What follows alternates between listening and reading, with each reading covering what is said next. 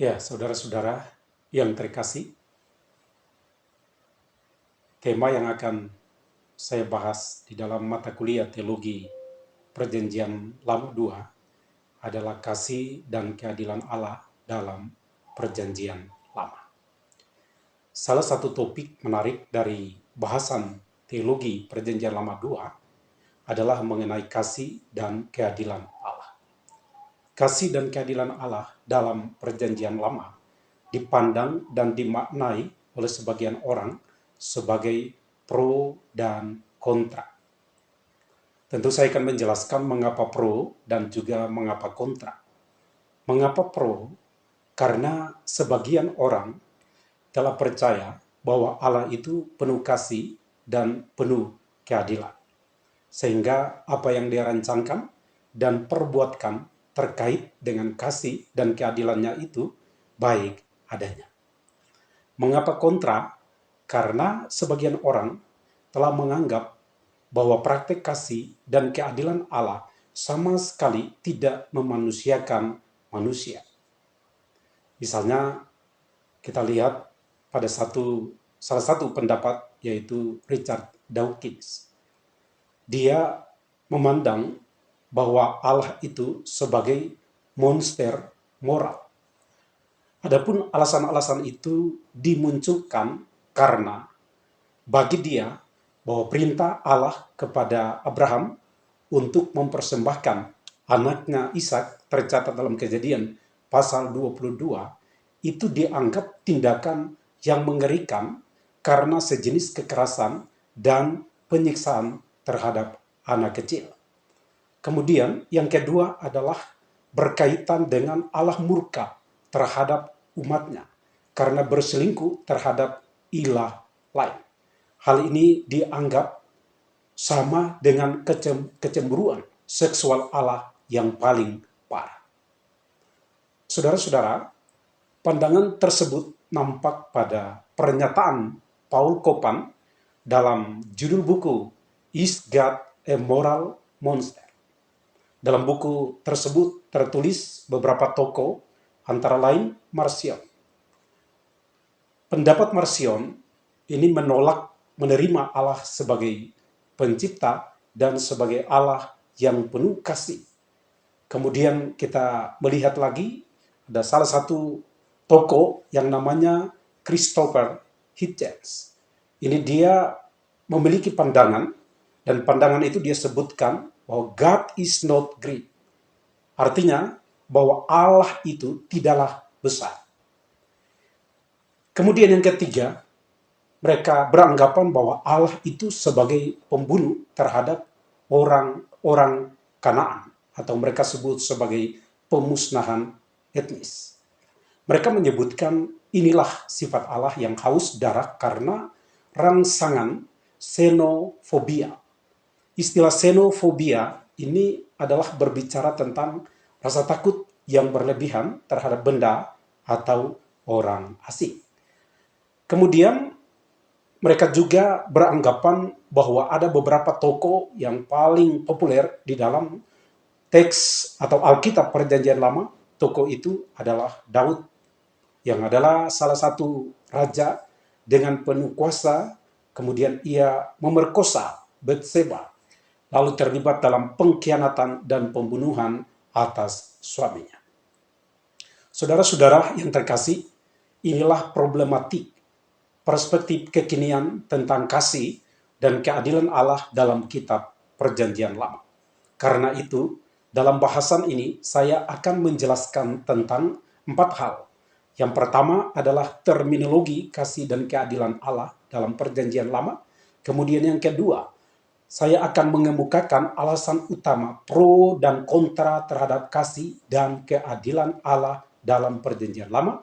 Kemudian yang ketiga, menganalisis hubungan kasih dan keadilan Allah dalam Perjanjian Lama.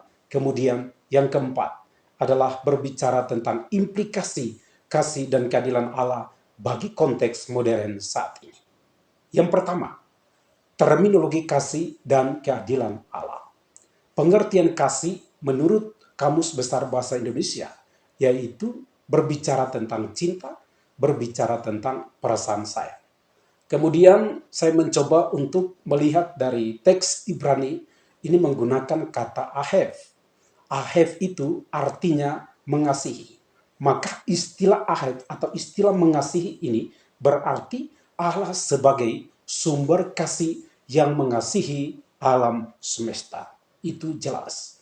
Kemudian yang berikut adalah pengertian keadilan. Istilah keadilan ini berarti sama berat, tidak berat sebelah, tidak memihak, berpihak kepada yang benar, berpegang pada kebenaran, sepatutnya tidak sewenang-wenang. Lalu dalam teks Ibrani itu menggunakan kata tzedek atau tzedekah. Artinya kebenaran atau keadilan yang ditegakkan dengan lurus sesuai dengan norma yang berlaku. Lalu saya juga mencoba untuk mengutip salah satu tokoh reformasi yaitu Martin Luther.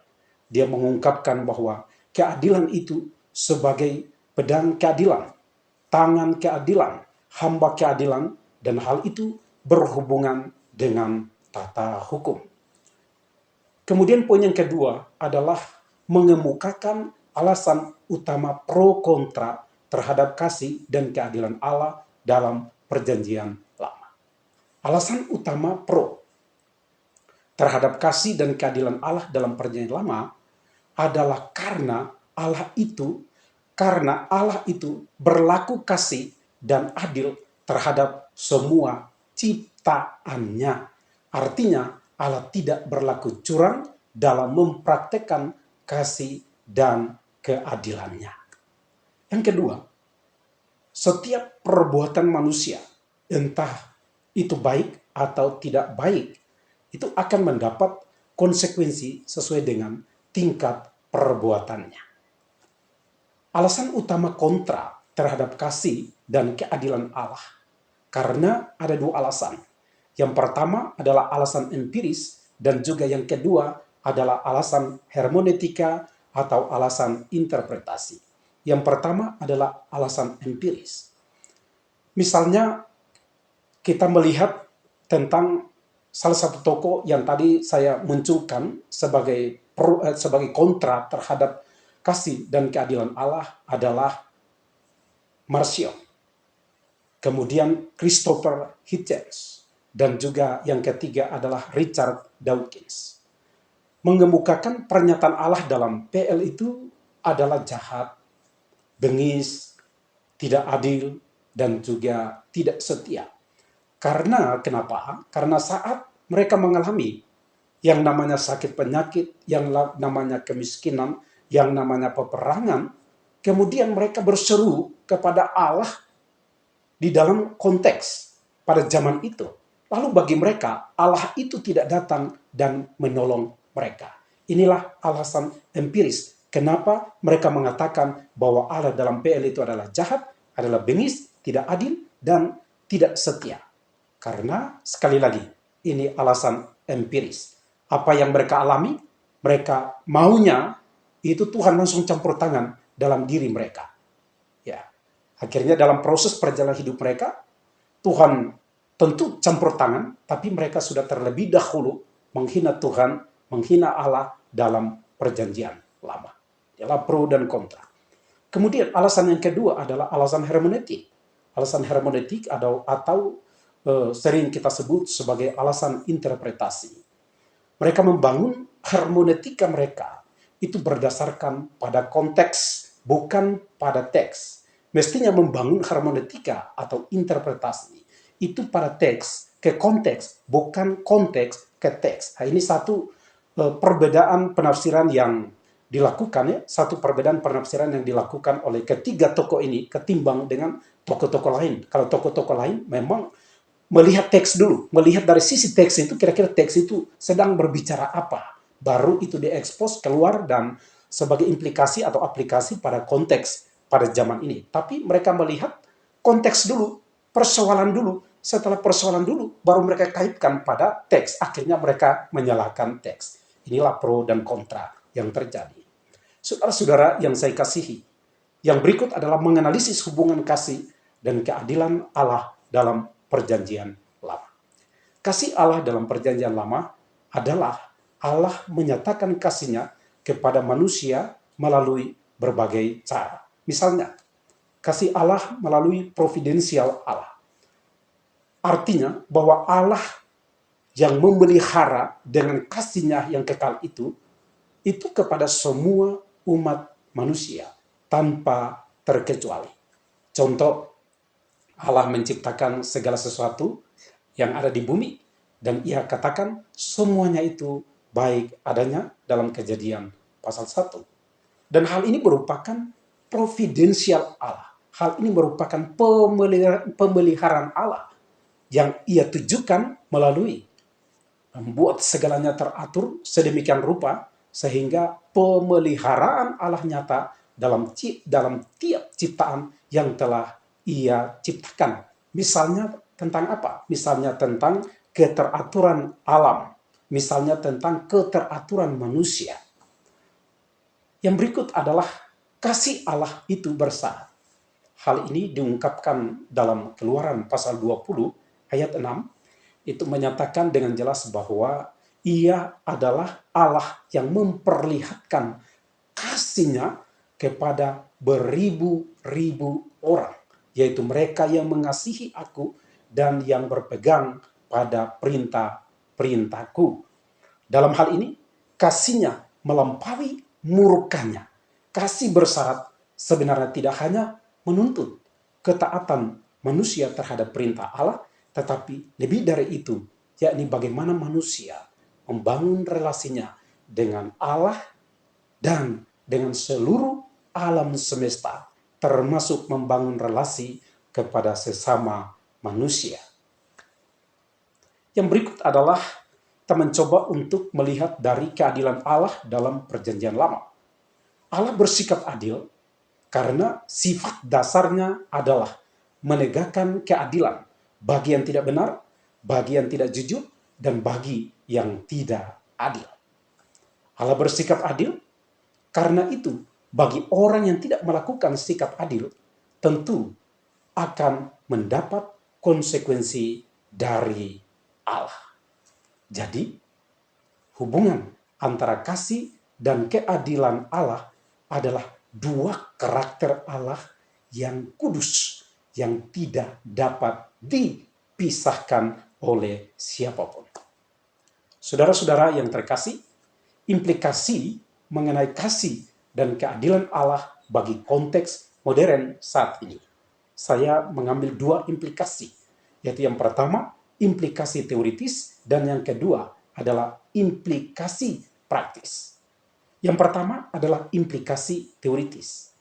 Konsep mengenai kasih dan keadilan Allah dalam perjanjian lama merupakan dua karakteristik Allah yang kudus. Ini kata penting sekali. Yang kudus yang perlu dipahami oleh setiap manusia sehingga dapat mewujudkannya dalam kehidupan. Satu, kehidupan bergereja. Dua, kehidupan bermasyarakat. Tiga, kehidupan berbangsa dan bernegara. Yang kedua adalah implikasi praktis. Konsep mengenai kasih dan keadilan Allah dalam perjanjian lama merupakan kebenaran yang bisa digunakan oleh setiap manusia. Untuk apa? Untuk membenar diri sehubungan dengan peningkatan pengajaran tentang kasih dan keadilan Allah, serta penerapannya baik dalam gereja, dalam masyarakat, dan juga dalam berbangsa dan bernegara. Demikianlah salah satu tema di dalam mata kuliah Teologi Perjanjian Lama 2 yang kita bahas. Terima kasih. Shalom. Tuhan memberkati.